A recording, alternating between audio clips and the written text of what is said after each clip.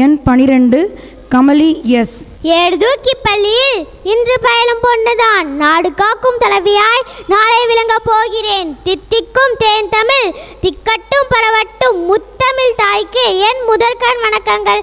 எதிர்கால பேய்குலத்தில் எதிர் நீச்சல் போட்டு நித்தம் நான் பேசிட எழுதிட பேதமை புரிந்திட என் பள்ளி முதல்வர் அவர்களே, நடுவர் அவர்களே, ஆசிரியர் பெருமக்களே, வருங்கால தூண்களே, எதிர்கால நீன்களே, அன்பினிய மாணவ செல்வங்களே, ஆண்டோர்களே, சான்றோர்களே, என்னை போன்றவர்களே, வையகமே, வானகமே, என்னை வாழ வைத்த தமிழகமே, உங்கள் அனைவருக்கும் என் முதற்கண் வணக்கம் ஆகட்டும் என்று சொல்லி தலைப்பில் குளிர்கிறேன். நான் பேச எடுத்துக்கொண்ட தலைப்பு கண்டுபிடிப்புகளின் பேரரசன் தாமஸ் ஆல்வா எடிசன்.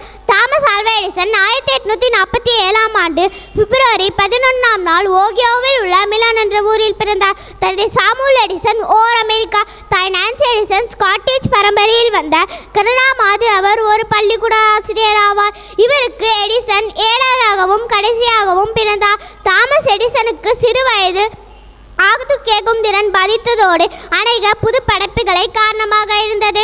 கல்வி. தாமஸ் ஆல்வா எடிசன் சிறு வயதில் ஸ்கார்லட் காய்ச்சலில் கஷ்டப்பட்டு தாமதமாக 8 வயதுதான் போர்ட் பள்ளிக்கு சென்றார்.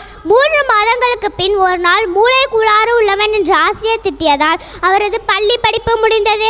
பள்ளிக்கூட ஆசிரியரான தாயிடம் 3 ஆண்டுகள் வீட்டிலே எடிசன் கல்வி கற்றார். படித்தல், எழுதுதல் மற்றும் எண் கணித பயிற்சியோடு பைபிளையும் பழங்கதைகளையும் படிக்குமாறு தாமஸின் தந்தை ஊக்கப்படுத்தினார். ஒவ்வொரு கதையை முடிக்கும் போது 10 சென்ட்டுகளை அளிப்பதன் மூலம் விரைவில் பல நூல்களை கற்று தேர்ந்தார். கவிதைகளை படிப்பதிலும் பாடுவதிலும் அவருக்கு விருப்பம் அதிகமாயிருந்தது. பணி. 1860களின் தொடக்கத்தில் எடிசனுக்கு ரயில் நிலையத்தில் தந்தியக்கும் வேலை கிடைத்தது. ஒரு முறை காரிய அமில சேமக்கலனை வைத்திருந்த போது அதிலிருக்கும் கந்தக அமிலன் வெளியில் கொட்டி தாமஸின் முதலாளி அறைக்குள் பாய்ந்தது. அவரது வேலை பறிபோனது. தாமஸ் ஆல்வா எடிசன் தன் வாழ்நாளில் மொத்தம் 1300 கண்டுபிடிப்புகளுக்கு அறிமுகம் செய்துள்ளார். அவற்றில் 1093 கண்டுபிடிப்புகளுக்கு பதிவுரிமைகளை பெற்றவர். தாமஸ் ஆல்வா எடிசன் தன் வாழ்நாளில் மொத்தம்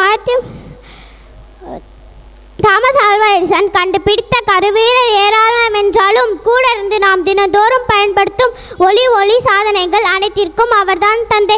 எடிசன் மின் விளக்கை கண்டுபிடித்து பெரும் புகழ் பெற்றார். மின்சாரத்தை சேமிக்கக்கூடிய மின்சக்தி சேமிப்பு கலங்களை கண்டுபிடித்து பெருமையும் அவருக்கு உண்டு.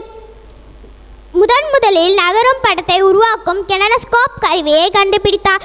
நவீன தட்டச்சு கிராமபோன், நவீன தட்டச்சு இயந்திரம், டிடெக்டிங் மிஷின், டெலிஃபோன் போன்றவற்றையும் கண்டுபிடித்தார். திரைப்பட தயாரிப்புக்கு தேவையான கேமரா, ப்ரொஜெக்டர் கருவியை கண்டுபிடித்தார்.